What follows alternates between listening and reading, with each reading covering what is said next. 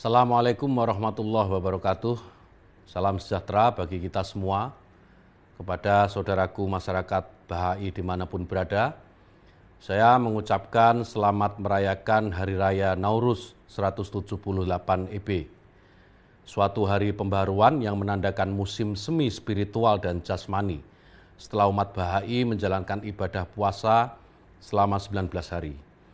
Semoga hari raya ini dapat menjadi kesempatan dan momentum bagi seluruh bangsa kita untuk saling bersilaturahim dan memperkokoh persatuan dan kesatuan, menjunjung tinggi nilai-nilai moderasi beragama, bahwa agama perlu menjadi sarana yang memberikan stimulus rohani bagi bangsa Indonesia untuk senantiasa bekerja sama dan maju.